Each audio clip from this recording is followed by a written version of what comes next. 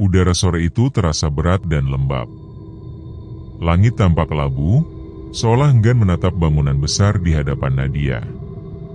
Di depan matanya berdiri pabrik tekstil Sinar Jaya, tempat ia akan menjalani masa magangnya selama 3 bulan ke depan. Dari luar, bangunan itu tampak seperti raksasa tua yang sudah lama tertidur. Ket dindingnya terkelupas, jendela-jendelanya berdebu, dan sebagian atapnya tampak bolong. Papan nama Sinar Jaya Textile Industries masih tergantung, meski huruf-hurufnya sudah berkarat dan hampir lepas. Serem juga, ya, gumam Nadia pelan, menatap ke dalam halaman yang penuh daun kering dan sisa-sisa kain berwarna pudar yang beterbangan tertiup angin. Dua temannya, Rina dan Bayu, berdiri tak jauh darinya. Mereka sama-sama mahasiswa magang dari kampus desain busana yang sama. Rina memeluk dirinya sendiri, menggigil bukan karena dingin, tapi karena suasana yang terasa tidak wajar. Katanya pabrik ini pernah kebakaran 20 tahun lalu, ucap Rina lirih. Semua pekerjanya tewas. Tapi nggak ada satupun mayat yang ketemu. Bayu tertawa kaku, mencoba memecah suasana. Udah jangan ngomong serem. Kita di sini kerja, bukan nyari hantu. Namun tawa itu tak bertahan lama. Saat mereka melangkah masuk melewati gerbang besi tua, suara krek terdengar panjang. Pintu besi itu bergerak perlahan seolah membuka sendiri, padahal tak ada seorang pun yang menyentuhnya. Di dalam, bau apek bercampur karat menusuk hidung. Lorong panjang terbentang dengan lampu neon yang mati semua, hanya sedikit cahaya matahari yang masuk lewat kaca jendela berdebu. Mereka bertiga dipandu oleh seorang pria parubaya bernama Pak Darto, mandor pabrik yang bertugas mengawasi area produksi. Pabrik ini baru mau diaktifkan lagi, katanya dengan suara serak. Kalian bantu bersih-bersih dulu. Nanti kalau sudah siap, kita mulai produksi minggu depan. Nadia mengangguk sopan, tapi matanya terus menelusuri dinding-dinding kusam pabrik itu. Ada sesuatu di sana yang membuat bulu kuduknya berdiri, seolah ada mata yang memperhatikannya dari balik tumpukan kain dan mesin tua. Sore itu mereka mulai bekerja. Nadia bertugas membersihkan ruang jahit lama, ruangan besar dengan puluhan mesin jahit berkarat berjajar rapi. Debu tebal menutupi semuanya, namun entah kenapa Nadia merasa ada satu mesin yang tampak berbeda. Ia mendekat. Di atas meja mesin jahit itu, terbentang selembar kain merah. Berbeda dari kain lain yang pudar dan kotor, kain ini terlihat baru. Warnanya merah menyala, dan permukaannya lembut seperti baru keluar dari pabrik. Bahkan ada bau wangi bunga melati samar yang keluar darinya. Pak Darto, panggil Nadia. Ini kainnya baru ya? Kok masih bersih begini? Pak Darto menghampiri dengan langkah pelan. Saat melihat kain itu, wajahnya berubah pucat. Jangan sentuh, katanya cepat. Kenapa, Pak? Cuma, jangan aja. Dulu, waktu kebakaran, satu-satunya kain yang gak terbakar warnanya begini. Merah darah. Nadia membeku. Ia menatap kain itu sekali lagi. Dan di ujungnya, samar-samar terlihat bekas jahitan seperti huruf, namun tak jelas. Ia memiringkan kepala, mencoba membaca. Huruf-huruf itu seperti membentuk kata tolong. Seketika angin bertiup kencang dari arah jendela. Kain merah itu terangkat perlahan, melayang sebentar di udara, lalu menempel di wajah Nadia seperti sesuatu yang hidup. Nadia menjerit dan menariknya dengan panik. Ketika kain itu jatuh ke lantai, ada noda darah segar di ujungnya. Malamnya, Nadia tidak bisa tidur di mes pabrik. Setiap kali ia memejamkan mata, terbayang kain merah yang menempel di wajahnya. Dalam mimpinya, ia mendengar suara perempuan berbisik di telinganya. "Jahitkan aku kembali, sebelum semuanya terbakar lagi." Dan ketika Nadia terbangun dengan napas tersengal, di ujung tempat tidurnya, tergantung kain merah itu. Masih meneteskan darah. Malam turun cepat di kawasan industri yang sepi itu. Pabrik tekstil Sinar Jaya tampak seperti bayangan raksasa yang membisu di bawah langit kelam. Lampu-lampu jalan di sekitar area pabrik padam satu persatu, menyisakan hanya satu bangunan kecil di sisi barat, mes karyawan, tempat Nadia, Rina, dan Bayu menginap selama masa magang. Rina duduk di tepi ranjang sambil mengeringkan rambutnya. "Aku masih gak bisa lupa kain itu," katanya pelan. Nadia, yang sedang menatap layar ponselnya, berhenti sejenak. "Aku udah buang kok. Aku taruh di gudang belakang siang tadi." Bayu mendengus dari kasurnya. "Ah, kalian terlalu percaya hal mistis. Cuma kain tua, kok bisa heboh?" Namun, tak ada satupun dari mereka yang benar-benar yakin dengan kata-kata itu. Hening mulai menyelimuti kamar. Angin malam berdesir pelan, menembus celah jendela yang retak. Nadia menarik selimutnya, mencoba tidur lebih cepat. Tapi matanya tak mau terpejam.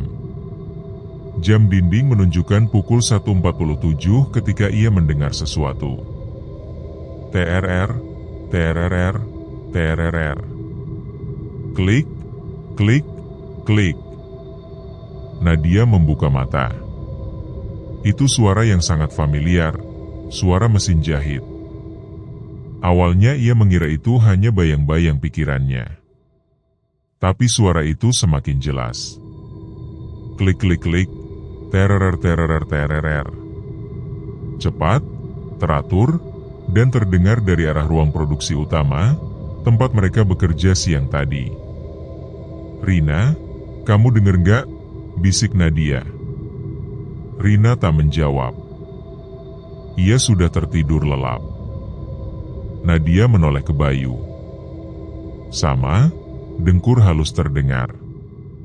Dengan hati berdebar, Nadia bangkit perlahan. Ia mengenakan jaket tipis, mengambil senter dari tas, dan keluar dari kamar. Koridor mes panjang dan sunyi. Lampu neon di langit-langit berkedip-kedip lemah, menambah kesan aneh di udara. Suara mesin jahit semakin jelas ketika ia melewati pintu menuju ruang produksi. Dari celah pintu yang terbuka sedikit, Nadia melihat satu cahaya redup menyala di dalam. Ia mendorong pintu perlahan. Dan di sanalah, satu mesin jahit berputar sendiri. Jarumnya menembus kain merah yang panjangnya menjulur ke lantai, basah, dan mengeluarkan aroma besi yang tajam. Darah. Itu bukan kain biasa. Jarum mesin bergerak dengan cepat, menjahit sesuatu yang tampak seperti potongan daging bercampur kain. Nadia menahan napas. Tangannya gemetar. Namun tiba-tiba mesin itu berhenti. Semua menjadi senyap. Ia melangkah perlahan mendekat. Cahaya senter bergetar di tangannya saat ia menyorot meja mesin. Dan di sana, di ujung kain merah itu, ada bekas sidik jari berdarah, 5 jari lengkap, seperti tangan seseorang yang baru saja menarik diri dengan paksa. "Kamu balik lagi, ya?" Suara serak itu muncul dari balik bayangan mesin. Nadia berbalik cepat, menyorot arah suara itu. Tak ada siapa-siapa. Namun ketika ia kembali menatap meja mesin jahit, kain merah yang tadinya tergeletak kini menghilang. Hanya tersisa darah segar menetes ke lantai, membentuk garis kecil yang mengarah ke pintu keluar belakang pabrik. Dengan napas terengah, Nadia mengikuti jejak darah itu. Jejaknya berhenti di depan ruang arsip lama yang pintunya tertutup rapat. Dari dalam terdengar bisikan lirih, seperti suara perempuan bernyanyi tanpa nada. 1 jahitan untuk nyawa yang hilang, 2 jahitan untuk tubuh yang terbakar. Nadia ingin lari, tapi tubuhnya tak bisa bergerak. Pintu itu bergetar sendiri, gagangnya berputar pelan, lalu terbuka. Dari dalam, angin dingin keluar bersama bau hangus yang menusuk hidung. Nadia menyinari ruang itu dengan senter, dan di dinding terlihat puluhan pola busana tergantung, semuanya berwarna merah tua. Namun yang membuat Nadia terdiam bukan warna kainnya, melainkan nama-nama yang terjahit di setiap pola, nama-nama para pekerja lama yang konon tewas dalam kebakaran 20 tahun lalu. Di ujung ruangan, ada 1 pola kain yang belum selesai dijahit. Nama yang tertulis di situ, Nadia Putri Anggraini. Senter di tangan Nadia jatuh ke lantai. Lampu padam. Dan dari kegelapan, suara mesin jahit kembali hidup. Tepat di belakangnya. TRR, TRRR, TRRR, klik, klik, klik. Nadia menjerit.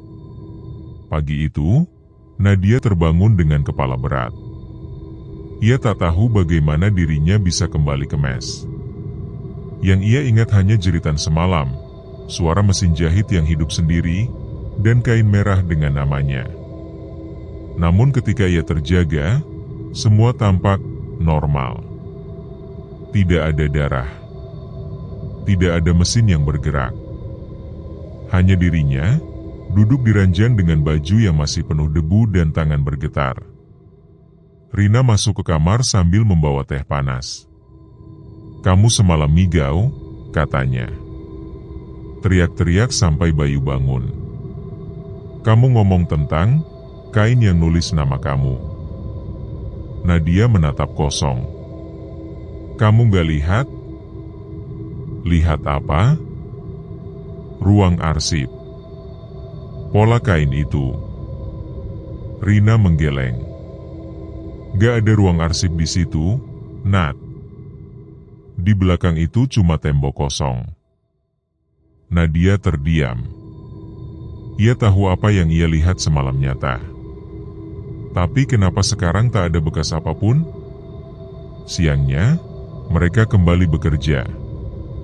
Pak Darto menyuruh mereka membersihkan ruang kantor lama di lantai 2. Ruangan itu berdebu dan penuh berkas-berkas tua. Di salah satu sudut, Nadia menemukan lemari kayu besar dengan kaca buram di depannya. Ia membuka lemari itu dengan hati-hati. Di dalamnya tersimpan puluhan album foto tua berdebu, sebagian gosong di pinggirannya, seolah pernah terbakar. Ia meniup debu yang menempel, membuka halaman pertama, dan terdiam. Foto itu memperlihatkan para pekerja perempuan pabrik, berbaris di depan mesin jahit dengan wajah tersenyum. Namun ketika Nadia memperhatikan lebih dekat, salah satu wajah di barisan tengah tampak tidak memiliki mata. Hanya 2 lubang hitam kosong, seperti terbakar. "Rina, sini deh," panggilnya. Rina mendekat, menatap foto itu. Kayak efek rusak aja kali. Tapi Nadia menggeleng. Ia tahu bukan itu. Saat jarinya menyentuh permukaan foto itu, sesuatu terjadi. Bagian hitam di wajah tanpa mata itu bergerak pelan, seperti bayangan cair yang merembes keluar dari foto. Lalu terdengar suara bisikan lirih, nyaris tak terdengar. "Kamu lihat aku?" Nadia terlonjak mundur. Album itu jatuh, dan semua foto di dalamnya berhamburan ke lantai. Beberapa foto lain menunjukkan hal serupa, wajah-wajah buram, terbakar, atau berlubang di bagian mata. Rina berjongkok membantu memungut foto-foto itu, tapi tiba-tiba ia berhenti. "Nat, ini kamu, ya?" Ia menunjukkan satu foto kepada Nadia. Foto itu menampilkan sekelompok pekerja lama, tapi di barisan belakang, ada wajah yang sangat mirip dengan Nadia. Wajah itu menatap lurus ke kamera, dan di bawahnya tertulis tulisan pudar. Divisi Jahit, 1999. Nadia merinding. Itu nggak mungkin. Tapi mirip banget. Rina, aku baru lahir tahun 2002. Rina menelan ludah. Dan seketika udara di ruangan itu berubah dingin. Bau hangus samar mulai tercium, seperti kain terbakar. Album yang jatuh di lantai terbuka sendiri, menampilkan foto besar hitam putih, seluruh karyawan pabrik berdiri berjejer. Tapi kali ini semua wajah dalam foto itu tidak memiliki mata. Tiba-tiba, kaca lemari di belakang mereka retak sendiri dengan suara nyaring. Retakan itu membentuk pola aneh, seperti dua mata besar yang menatap langsung ke arah mereka. Kreek. Suara kayu berderit dari belakang lemari. Nadia memberanikan diri mengintip lewat celah kecil di sana, dan melihat sesuatu bergerak di balik dinding. Bayangan tubuh kurus, mengenakan seragam kerja pabrik berwarna abu-abu, sedang menjahit sesuatu di udara, dengan benang merah yang tak berujung. Kain itu harus selesai, sebelum api datang lagi. Bisikan itu bergema di seluruh ruangan. Semua lampu padam. Dari foto-foto di lantai, darah merembes keluar, menetes ke sepatu Nadia. Ia menatap tangannya, dan melihat bahwa jarinya penuh darah, seperti baru saja menusuk jarum berkali-kali. Ketika cahaya kembali menyala, Rina berdiri pucat di sudut ruangan. Semua foto kini lenyap, hanya tersisa satu lembar foto hangus di lantai. Foto seorang gadis tanpa mata, memegang kain merah di tangannya. Di bagian belakang foto itu tertulis tulisan tangan gemetar. Dia masih di sini. Jangan biarkan dia menjahit namamu. Sejak kejadian di ruang arsip, Nadia tak bisa lagi membedakan antara mimpi dan kenyataan. Setiap kali ia menutup mata, wajah tanpa mata dari foto-foto itu muncul, menatapnya, memanggilnya dengan suara lirih. Benang merah belum selesai. Rina mencoba menenangkan Nadia, tapi dirinya sendiri mulai menunjukkan tanda-tanda takut. Bayu pun jadi pendiam sejak kemarin sore. Entah kenapa, suasana pabrik berubah makin aneh dari hari ke hari. Suara mesin tua kadang hidup sendiri, lampu-lampu sering berkedip tanpa alasan, dan ada bau kain terbakar yang datang setiap tengah malam. Pagi itu, Pak Darto memanggil mereka bertiga. Bayu, tolong periksa jalur listrik di ruang produksi, katanya. Ada kabel yang korslet. Hati-hati, ya, banyak mesin tua di sana. Bayu mengangguk lesu dan berjalan sendirian ke area mesin. Nadia memperhatikan langkahnya menghilang di balik pintu besar besi. Setelah itu, pabrik kembali hening. Jam berlalu. Siang berganti sore. Namun Bayu tak pernah kembali. Rina mulai panik. Pak Darto, Bayu belum balik. Mandor itu hanya mengerutkan dahi. Mungkin masih di dalam.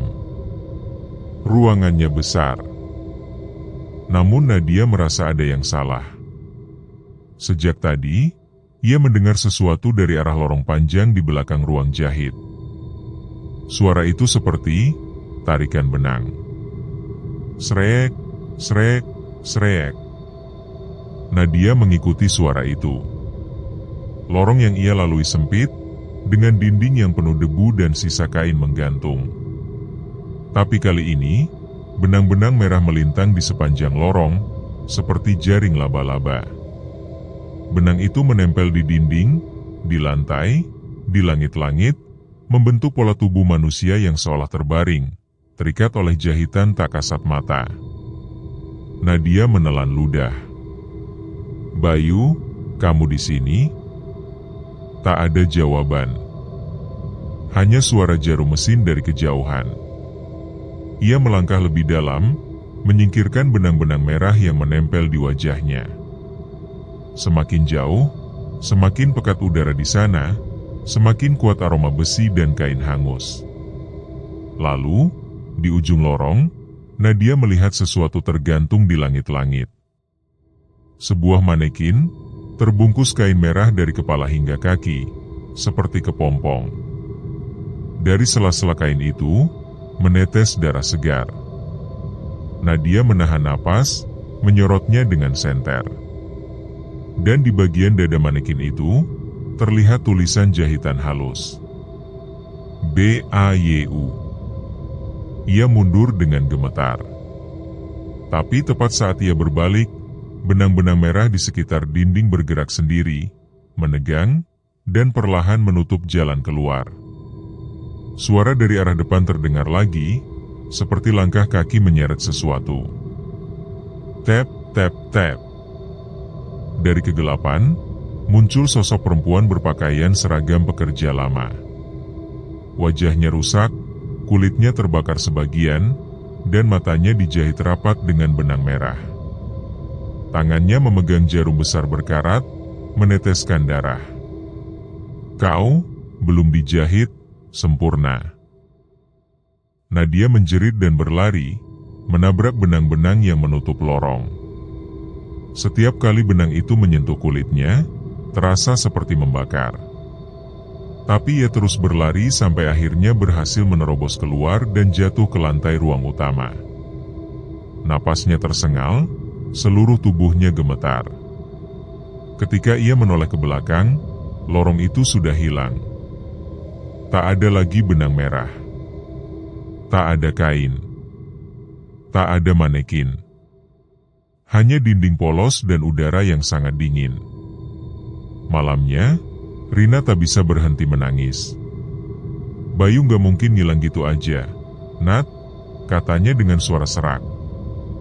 Nadia memeluknya erat. Tapi di dalam hatinya, ia tahu Bayu tidak hilang. Bayu sudah menjadi bagian dari sesuatu yang jauh lebih mengerikan. Saat mereka hendak tidur, lampu mes padam tiba-tiba. Dari luar, terdengar suara benang ditarik pelan. Srek, srek, srek. Rina menatap jendela, dan matanya melebar. Di balik kaca, tampak benang merah menjuntai perlahan dari atap pabrik, berayun seperti tali. Di ujungnya, menggantung potongan lencana kerja milik Bayu, dengan noda darah yang belum kering. Esok paginya, Pak Darto datang tergesa-gesa. Kalian jangan kemana-mana, katanya dengan wajah panik. Kenapa, Pak? Pak Darto menelan ludah. Tadi malam ada laporan dari Satpam. Katanya mereka lihat seseorang berdiri di atap pabrik. Tapi pas didekati, ternyata cuma kain merah yang bentuknya mirip tubuh manusia. Nadia memejamkan mata. Ia tahu Bayu sudah menjadi bagian dari lorong jahitan abadi, lorong tempat arwah pekerja lama dikurung dan dijahit menjadi satu dengan kain kutukan itu. Dan yang paling menakutkan, benang merah itu kini menempel di ujung sepatunya, seperti mengikuti kemanapun ia pergi. Pagi di pabrik itu terasa aneh. Langit tampak labu seperti kain kusam yang menutupi matahari. Burung-burung yang biasanya berputar di atas bangunan tua itu kini hilang, dan hawa dingin seolah memeluk setiap sudut dinding. Nadia belum tidur semalaman. Benang merah yang ia lihat di sepatunya semalam kini menghilang, tapi rasa berat di tubuhnya masih tertinggal, seperti ada sesuatu yang menempel di dalam darahnya. Rina duduk di dekat jendela, matanya kosong. Sejak Bayu menghilang, ia tak banyak bicara. Namun siang itu, Nadia mendengar Rina berbisik sendiri sambil menatap keluar jendela. Dia belum selesai dijahit. Mereka semua belum selesai. Nadia langsung menoleh. Rina menatapnya, senyum samar terlukis di wajah pucatnya. Aku dengar suara dari bawah. suara perempuan. Dia nyuruh aku ke ruang potong kain. Ruang potong kain terletak di bagian paling belakang pabrik, tempat jarang disentuh siapapun. Pak Darto pernah melarang mereka mendekat ke sana. Alasannya, ruangan itu masih belum aman setelah kebakaran. Tapi siang itu, Rina berjalan menuju sana tanpa bicara sepatah kata pun. Nadia menyusul, memanggilnya berkali-kali, tapi langkah Rina seolah dikendalikan oleh sesuatu yang tak terlihat. Begitu mereka tiba di depan pintu besi ruang potong kain, udara di sekitarnya berubah, dingin, berat, dan berbau anyir. Di tengah pintu terdapat bekas tangan terbakar yang menempel, seolah seseorang pernah mencoba keluar dengan paksa. Kreek. Pintu itu terbuka sendiri. Di dalamnya, ruangan itu tampak gelap, hanya diterangi cahaya samar dari celah atap. Meja-meja panjang berkarat berjejer di tengah ruangan, masih tertutup kain gosong. Namun di sudut kanan ruangan, Nadia melihat sesuatu, lemari besi besar yang separuh tertutup puing-puing. Rina melangkah ke arah lemari itu dengan wajah kosong. "Nat, aku bisa dengar mereka.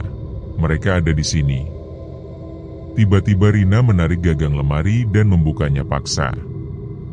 Dari dalam, bau busuk hangus langsung menyergap.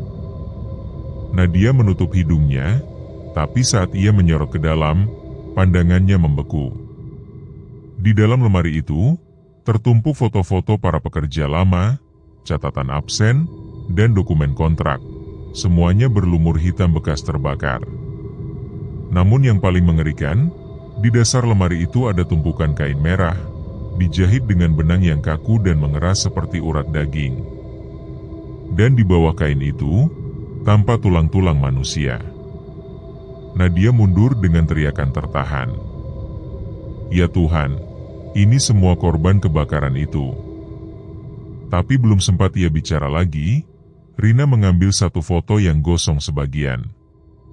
Foto itu menunjukkan pemilik lama pabrik, seorang pria gemuk berjas hitam, tersenyum sambil memegang gulungan kain merah.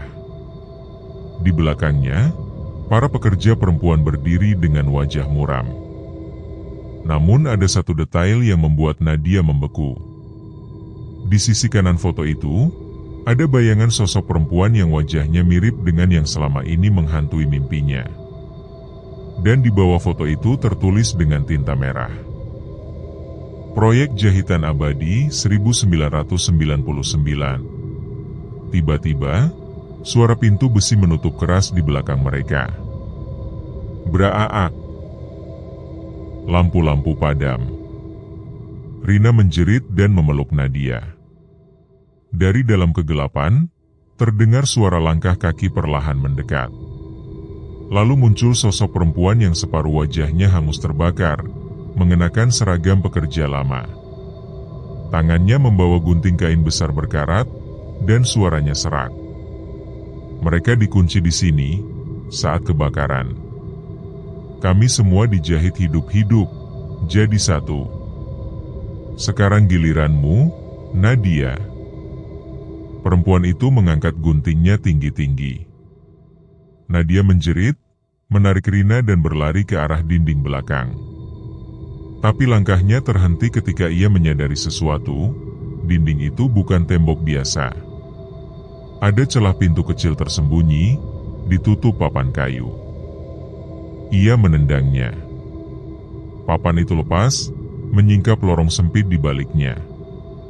Tanpa pikir panjang, mereka masuk ke dalam lorong itu dan menutup pintu di belakang mereka. Suara langkah kaki dan bisikan makin jauh, tapi di dalam lorong itu, hawa panas terasa aneh, seperti berada di dalam tungku. Mereka berjalan pelan di antara puing dan debu. Lorong itu penuh coretan tulisan di dinding, seperti goresan tangan terbakar. "Tolong kami. Benang ini tak mau putus." Api itu belum padam. Di ujung lorong, mereka menemukan sebuah mesin besar tua, alat pemotong kain otomatis. Namun pisau logamnya berkarat dan meneteskan cairan merah gelap. Rina menyorot ke lantai dan menjerit, ada kerangka manusia yang masih memakai seragam kerja. Separuh tubuhnya terpotong oleh pisau mesin. Di dada seragam itu, ada papan nama lusuh bertuliskan, Darto. Nadia mundur perlahan, wajahnya pucat pasi. Pak! Darto? Tiba-tiba, dari arah lorong belakang, terdengar suara langkah kaki berat. Siluet seorang pria muncul di ujung kegelapan, membawa obor kecil. Wajahnya separuh terbakar, tapi matanya menyala tajam. Akhirnya kamu lihat semuanya. Kau tak seharusnya buka ruangan ini, Nadia. Itu Pak Darto. Hidup, tapi tak sepenuhnya manusia. Darah mengalir dari bekas luka di lehernya, namun ia tetap tersenyum miring. Mereka terbakar karena aku. Tapi aku tak mati. Aku dijahit agar tetap di sini. Suara mesin pemotong kain tiba-tiba hidup sendiri.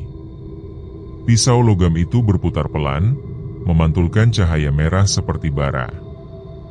Sekarang giliranmu jadi potongan terakhir dari karya kami. Nadia menarik Rina dan berlari. Mereka berhasil keluar dari lorong itu lewat celah ventilasi sempit, meninggalkan Pak Darto yang tertawa di balik kilatan api. Tapi sebelum Nadia sempat keluar sepenuhnya, benang merah melilit pergelangan kakinya, menariknya keras. Ia menendang sekuat tenaga, dan benang itu terputus. Namun ketika ia melihat ke bawah, bekas jahitan merah kini tertanam di kulitnya, seolah-olah tubuhnya sendiri mulai dijahit dari dalam. Saat mereka berdua akhirnya keluar ke halaman pabrik, api mulai muncul di jendela ruang potong kain. Rina terisak. Pabriknya kebakar lagi, Nat. Nadia menatap langit yang memerah, berbisik lirih. Bukan, ini bukan kebakaran biasa. Ini jahitan yang belum selesai. Malam turun tanpa suara. Langit di atas pabrik seperti diselimuti asap tipis, menyembunyikan bintang-bintang. Nadia dan Rina bersembunyi di gudang tua di belakang bangunan utama, mencoba menenangkan napas setelah lolos dari kobaran api. Namun, dari dalam pabrik, tak terdengar teriakan, tak ada bunyi sirine, tak ada orang datang membantu. Hanya suara mesin jahit, pelan tapi teratur, seperti irama jantung yang baru hidup kembali. Ceka, ceka, ceka, ceka. Dengar itu, Nat, Rina berbisik ketakutan. Itu suara mesin dari lantai atas. Tapi nggak ada listrik di sini. Nadia memegang lengannya yang masih berbekas jahitan merah. Kulit di sekitar benang itu kini terasa hangat, bahkan berdenyut. Aku tahu, tapi mesin itu sepertinya nggak dijalankan manusia. Mereka memutuskan kembali masuk ke pabrik, lewat jendela samping yang separuh pecah. Lorong-lorong gelap yang mereka lewati kini tampak berbeda. Kain-kain lusuh yang tergantung di dinding bergerak pelan, seperti bernafas. Beberapa potongan kain bahkan tampak membentuk siluet tubuh manusia, berdiri diam, menatap dari kejauhan. Saat mereka melewati ruangan bekas showroom, lampu neon di langit-langit tiba-tiba menyala satu persatu. Klik, klik, klik. Ruangan itu kini terang, tapi yang mereka lihat membuat darah Nadia membeku. Seluruh ruangan dipenuhi manekin berpakaian seragam pekerja pabrik lama. Namun wajah-wajah manekin itu tidak rata dan halus seperti biasanya, melainkan tampak seperti kulit manusia yang mengering. Beberapa bahkan punya mata kaca yang masih basah, seolah baru saja diambil dari seseorang. Rina menjerit kecil. Astaga, mereka kayak hidup. Nadia menatap lebih dekat salah satu manekin di pojok ruangan. Di dada manekin itu, terpasang papan nama lusuh bertuliskan, Bayu. Ini bukan manekin biasa, gumam Nadia. Mereka karyawan yang hilang. Tiba-tiba salah satu manekin di tengah ruangan bergerak, kepalanya berputar perlahan ke arah mereka. Suara kain yang meregang terdengar seperti kulit robek. Lalu satu demi satu, manekin lain mulai mengangkat tangan, menggerakkan kepala, dan menatap dengan mata kosong. Suara mesin jahit di lantai atas kini semakin cepat. Ceka ceka ceka ceka ceka ceka ceka ceka ceka ceka. Nadia menarik Rina berlari ke tangga. Tapi di setiap langkah, mereka mendengar bisikan. Benang ini belum selesai. Tubuh harus dijahit. Semua harus sempurna. Begitu mereka sampai di lantai 2, pemandangan di depan mereka seperti neraka. Ratusan potongan kain tergantung di langit-langit, menjuntai seperti tubuh yang digantung.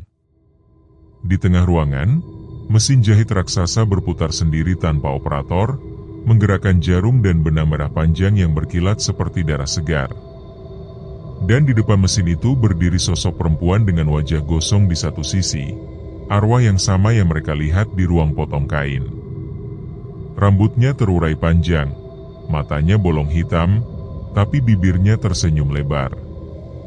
Ia menjahit sesuatu di atas meja besar, sesuatu yang bergerak. Saat Nadia mendekat perlahan, ia sadar yang sedang dijahit adalah tubuh manusia. Dagingnya disatukan dengan potongan kain merah, seolah menjadikan jasad itu bagian dari produk pabrik. Di ujung meja, tertulis dengan cat merah. Koleksi musim panas 2025. Perempuan itu menoleh perlahan. Selamat datang di lini produksi terakhir kami, Nadia. Ia melangkah mendekat, menyeret jarum logam panjang sebesar pisau. Setiap pekerja di sini punya tugas abadi. Dan kamu, penjahit terakhir yang belum menyelesaikan pekerjaannya. Nadia gemetar. Aku bukan bagian dari ini. Oh, tapi kamu sudah dijahit, sayangku. Lihat kakimu. Nadia menunduk dan terperangah. Dari bekas jahitan merah di kakinya kini menjalar pola benang halus naik ke betis, paha, hingga perutnya. Benang itu bergerak sendiri, mengikat tubuhnya perlahan. Ia mencoba menariknya, tapi semakin ditarik, semakin dalam ia menancap ke kulitnya. Rina menjerit, mencoba membantu, tapi dari belakangnya, manekin-manekin mulai berjalan perlahan, mengepung mereka berdua. Suara langkahnya berat, teratur, seperti barisan pekerja kembali dari shift malam. Duk, duk, duk. Arwah perempuan itu tersenyum, lalu menatap mesin besar. Sekarang giliranmu dijahit sempurna. Tiba-tiba, dari bawah lantai, terdengar ledakan kecil. Api mulai menjalar melalui kabel listrik yang terbakar. Rina menarik tangan Nadia, berteriak, "Kita harus keluar sekarang." Mereka berlari melewati deretan manekin yang kini terbakar satu persatu. Tapi sebelum Nadia berhasil mencapai pintu keluar, salah satu manekin, yang wajahnya mirip Bayu, menarik lengannya. "Nat, jangan tinggalin aku lagi." Suara itu jelas suara Bayu. Matanya kini hidup, penuh air mata, tapi tubuhnya kaku seperti boneka kain. Nadia menatapnya dengan ngeri, separuh ingin menolong, separuh ingin lari. "Kau masih hidup?" "Tidak," jawab Bayu pelan, "tapi aku belum selesai dijahit." Tiba-tiba tubuh Bayu meledak dalam kobaran api, membuat Nadia terdorong jatuh ke tangga. Rina menariknya sekuat tenaga, dan mereka berdua akhirnya keluar tepat sebelum atap pabrik runtuh. Dari kejauhan, mereka melihat pabrik itu kembali terbakar, tapi di antara nyala api, siluet-siluet para pekerja lama terlihat berdiri di balik jendela, menatap mereka tanpa berkedip. Namun sebelum mereka sempat menjauh, Nadia mendengar sesuatu, suara dari arah pabrik, sayup tapi jelas. Ceka, ceka, ceka. Jahitan terakhir belum selesai, Nadia memegang dadanya. Ia merasakan sesuatu berdenyut keras di dalam kulitnya. Benang merah itu bergerak lagi, menembus kulit di sekitar dadanya, membentuk pola seperti jahitan berbentuk lingkaran. Ia menatap Rina dengan mata ketakutan. "Rin, aku rasa mereka menjahitku dari dalam." Hujan deras turun membasahi reruntuhan pabrik. Api yang membakar bangunan tua itu perlahan padam, menyisakan asap tebal yang bergulung ke langit. Namun meski kobaran api telah mati, suara mesin jahit masih terdengar samar dari dalam. Ceka, ceka, ceka, ceka. Nadia berdiri di tepi halaman, tubuhnya gemetar. Rina berusaha menenangkannya, tapi kulit Nadia kini tampak pucat keabu-abuan, dengan pola benang merah menjalar di bawah kulitnya, seperti akar hidup. "Nat, kita harus ke rumah sakit," kata Rina cemas. Nadia hanya menggeleng lemah. "Tidak, kalau aku pergi, mereka akan mengikutiku. Mereka masih di sini." Dari balik kabut asap, terdengar bunyi logam bergesekan. Sebuah bayangan besar perlahan muncul di reruntuhan. Mesin jahit industri yang dulu berada di lantai 2 kini berdiri tegak sendiri, seolah memiliki kaki dari pipa besi, berjalan pelan seperti makhluk hidup. Lampu-lampu di sekitarnya menyala satu persatu, padahal aliran listrik sudah lama mati. Udara terasa panas, bergetar, dan suara dari dalam mesin terdengar seperti ratusan bisikan menyatu. "Kami belum selesai. Jahitan terakhir harus sempurna." Rina menarik tangan Nadia untuk lari, tapi tiba-tiba tanah di bawah mereka bergetar. Dari celah-celah lantai, keluar benang-benang merah yang bergerak seperti ular, melilit kaki mereka. Nadia mencoba memotongnya, tapi setiap kali benang itu putus, dari ujungnya muncul darah segar. Rina menjerit, "Ini benang hidup." Nadia berusaha melepas lilitan itu sambil menahan nyeri yang terasa seperti kulitnya disobek dari dalam. Tiba-tiba, dari arah reruntuhan muncul sosok yang sudah mereka kenal, Pak Darto. Wajahnya kini meleleh sebagian, tubuhnya setengah logam, setengah daging, seperti hasil eksperimen gila. "Selamat datang di pabrik baru kami," katanya dengan suara berat bercampur desis mesin. "Kalian adalah bahan mentah terakhir untuk menyempurnakan produksi ini." Nadia menatapnya dengan ngeri. "Kau membunuh mereka semua." Pak Darto tersenyum miring. "Tidak. Aku hanya melanjutkan apa yang pemilik lama mulai. Mereka semua hanya ingin hasil sempurna, kain yang tak pernah robek, hidup yang tak pernah berakhir. Dan untuk itu, kita butuh tubuh." Dari belakang Pak Darto, muncul ratusan manekin hidup, tubuh para pekerja lama, menjahit diri mereka sendiri. Jarum-jarum besar menusuk kulit mereka, menambal luka dengan benang merah yang berdenyut seperti pembuluh darah. Di tengah mereka berdiri sosok perempuan hangus, arwah penjahit tua yang dulu menjadi korban kebakaran pertama. Wajahnya kini utuh separuh, cantik dan menakutkan sekaligus. Ia menatap Nadia, tersenyum lembut tapi matanya kosong. "Nadia, kau punya tangan penjahit yang sempurna. Aku ingin kau selesaikan jahitanku terakhir." "Tidak," teriak Nadia sambil mundur. Tapi tiba-tiba, jarum logam raksasa di tangan arwah itu bergerak sendiri dan menusuk udara. Benang merah melesat ke arah Nadia, menembus kulit di dada kirinya. "Shoot!" Nadia terhuyung, darahnya menetes, tapi bukan darah biasa. Dari luka itu keluar benang merah bercahaya, yang langsung menempel ke mesin besar di tengah pabrik. Sekejap kemudian, semua mesin tua di pabrik menyala bersamaan. Ceka ceka ceka ceka ceka ceka ceka ceka ceka ceka ceka. Udara bergetar. Lantai berguncang. Seluruh bangunan pabrik mulai bergerak seperti makhluk hidup. Dinding-dindingnya berdenyut, dan atapnya bergetar seolah bernapas. Rina menjerit ketakutan. Pabriknya hidup, Nat. Dia menyatu dengan mereka semua. Pak Darto tertawa keras. Inilah tekstil abadi. Jahitan hidup dari darah dan daging manusia. Produk terakhir dunia. Namun tiba-tiba, dari balik kepulan asap, suara perempuan lain terdengar, lirih tapi jelas. Kau pikir kami mau kekal seperti ini, Darto?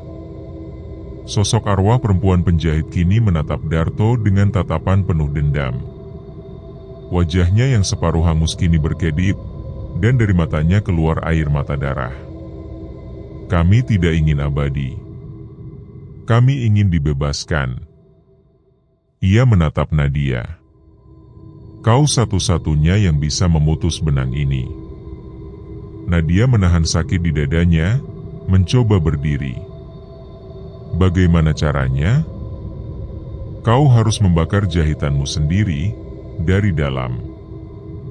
Rina menatap ngeri. Nat, jangan. Kau bisa mati. Nadia menatapnya dengan senyum lemah. Kalau aku tidak lakukan ini, pabrik ini akan terus hidup, dan kita semua akan jadi bagiannya. Dengan napas tersengal, Nadia meraih obor yang jatuh di tanah. Ia menatap pabrik itu. Dindingnya kini menyerupai kulit manusia yang dijahit benang merah, menjerit tanpa suara. Nadia memegang dada kirinya, lalu menempelkan api ke benang merah yang keluar dari lukanya.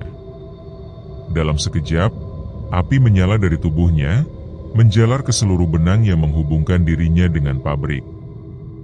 Pak Darto berteriak marah. Tidak. Kau membakar karya sempurnaku. Namun semuanya terlambat.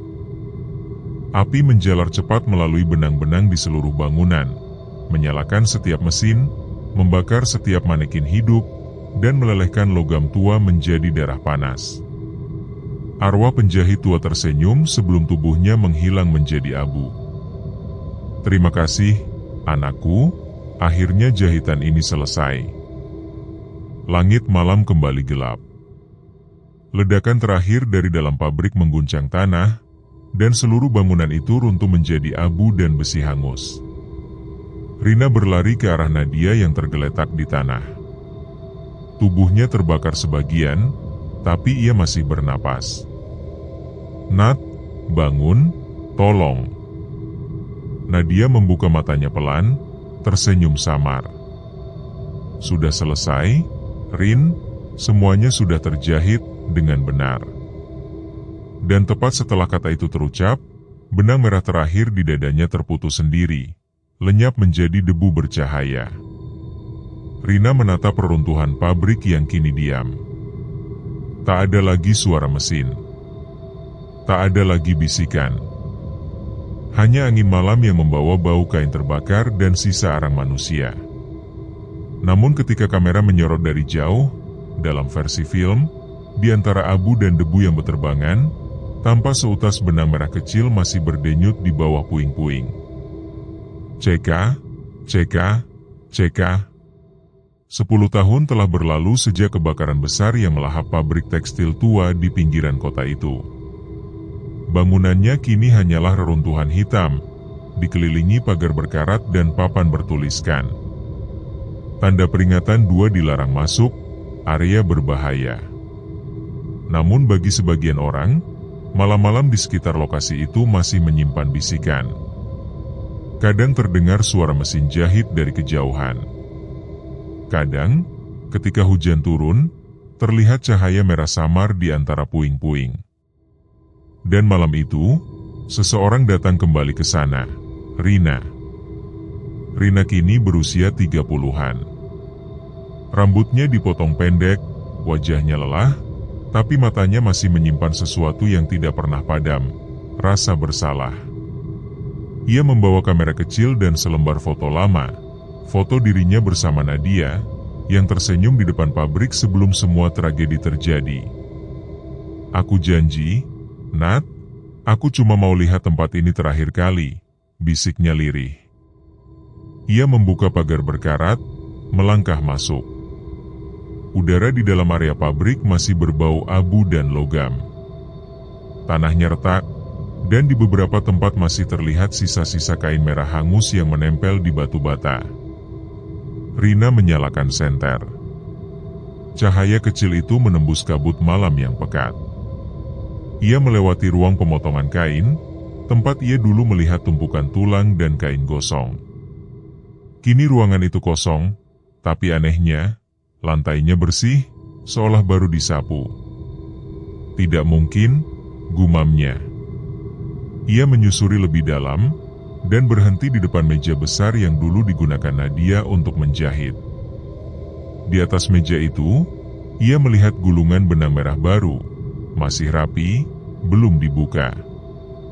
Rina menyentuhnya pelan. Namun begitu jarinya mengenai gulungan itu, seluruh ruangan mendadak berubah. Cahaya senter padam. Ketika Rina mengangkat wajahnya, ia tak lagi berdiri di antara puing-puing, melainkan di pabrik yang utuh, terang benderang, penuh pekerja. Suara mesin jahit berdentum, bau kain dan minyak pelumas memenuhi udara. Semua orang tampak sibuk bekerja, tapi wajah mereka kosong. Kulit mereka pucat, mata mereka kosong seperti boneka. Rina mundur ketakutan. Tidak, ini tidak nyata. Dari arah belakang, suara langkah perlahan mendekat. Rina berbalik dan melihat sosok perempuan berdiri di tengah lorong. Seragamnya lusuh, wajahnya separuh terbakar, tapi senyum itu tak mungkin ia lupakan. "Halo, Rin." Suara itu lembut, pelan, tapi penuh luka. Rina meneteskan air mata. "Nadia, itu kamu?" Nadia berjalan mendekat, tapi setiap langkahnya menimbulkan suara kain robek. Tubuhnya tampak seperti terbuat dari lapisan kain merah yang menutupi bekas luka dan tulang. "Aku bukan Nadia lagi," katanya lirih. "Aku bagian dari pabrik ini sekarang." Rina menatapnya dengan ngeri. "Aku pikir kamu sudah bebas." Nadia tersenyum tipis. "Aku sempat bebas, tapi mereka tidak membiarkanku pergi. Benang terakhir belum putus, Rin. Aku harus selesaikan semuanya." Tiba-tiba dari balik mesin-mesin, sosok-sosok lain muncul, arwah para pekerja lama, manekin hidup, dan di tengah mereka, Pak Darto, tubuhnya kini seluruhnya dari kain merah dan logam berkilat. "Selamat datang kembali, Rina. Kau datang tepat waktu untuk menyaksikan jahitan terakhir." Rina mundur. "Aku tidak mau ikut ini. Aku cuma mau pergi." Namun Nadia menatapnya sedih. "Kau sudah di dalam benang, Rin." Sejak malam itu, tanah bergetar. Dari lantai, benang-benang merah muncul, melilit kaki Rina. Mesin-mesin mulai menyala satu persatu, menyatukan diri dengan dinding, membentuk struktur aneh, seperti jantung besar yang berdenyut. Nadia berdiri di tengah ruangan, menatap Rina dengan mata lembut tapi penuh tekad. "Kali ini aku yang akan menyelesaikan semuanya." Ia mengangkat jarum logam raksasa dan menancapkannya ke dadanya sendiri. Darah merah kental keluar, bercampur dengan benang bercahaya yang langsung menyebar ke seluruh pabrik. Semua lampu menyala serentak, dan ledakan cahaya merah memenuhi ruangan. Rina berteriak, lalu semuanya menjadi putih. Ketika Rina membuka matanya, ia sudah berada di luar pabrik. Bangunan itu kini benar-benar rata dengan tanah. Tak ada api, tak ada asap, hanya tumpukan kain abu-abu tertiup angin. Ia menatap sekeliling, terengah. Di tangannya, entah dari mana, kini tergenggam sehelai kain merah kecil yang lembut, seperti baru dijahit.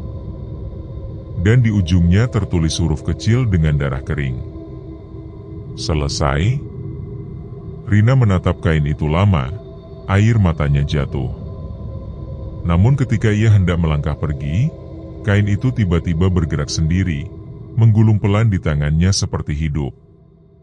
Dari kejauhan, angin membawa suara halus, seperti jarum mesin jahit yang mulai berputar lagi.